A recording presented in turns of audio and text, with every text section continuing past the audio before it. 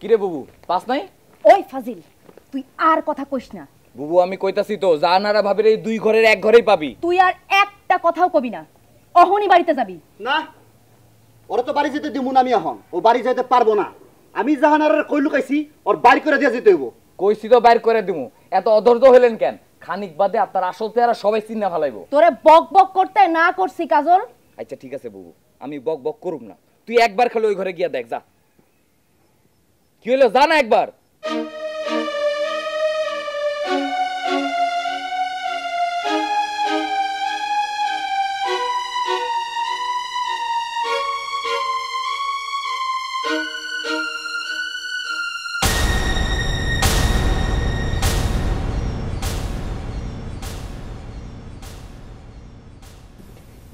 জাহানারা, তুমি এইখানে?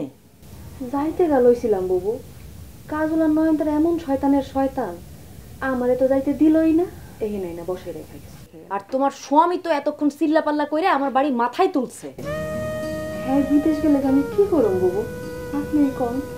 ডরাও কে? আল্লাহ একজন আছে না উপরে। আমি জানি না আমি কি করব বাবু। কিরে বুবু বাইরে আস না কেন? আহো তখন, আহো বাইরে আহো।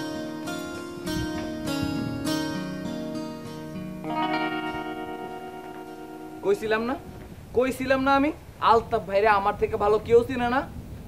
কি আলতাফ ভাই অহন কোনো কথা কন না কেন?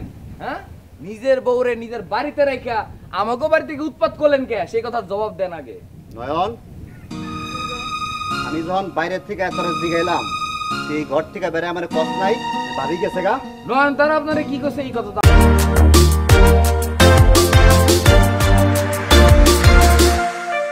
আমরা শুনতে চাই নাই ভাই। আপনি আপনার বউরে নিজের বাড়িতে তুই আমাকে বাড়িতে খুঁজলেন কে? সেই কথার জবাব দেন। নয়ন, তুই আমার কথা জবাব দিতে চাস না কে? আমার কোনো দোষ নাই ভাই, সব দোষ কাজল। হ্যাঁ নয়ন, এটা তুই কি কইলি? নিজের ভাইয়ের দোষ তুই আমার গায়ের উপরে চাপাই দিলি কেন? এই, তুই খারাপ। তুই খারাপ। খারাপ তুই। কইছে বহু কইছে, এবার থামো।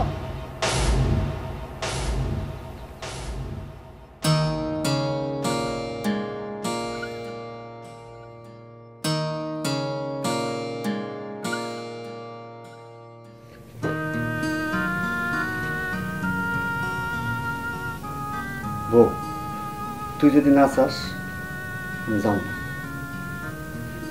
জাগারে বিদেশ নিয়ে লাগে টাকা দিছে, আমি টাকা দিয়ে দিব না, ভিসা হয়ে গেছে, টিকিট হয়ে গেছে, কেমনে দিব? তাহলে না যাই উপায় কি? উপায় টুপায় আমি বুঝি না। তুই যদি না চাস আমি যাবো না। সব জমি তো দেখা দিছে। মনে করুম এই বাড়ি ছাড়া আমার কোনো জায়গা জমি আসছিল না। আগে নিজের খেতে কামলা দিতাম, আমার মাইসের খেতে কামলা দিব। এটা আমার সহ্য হইব না। কি করুন ক?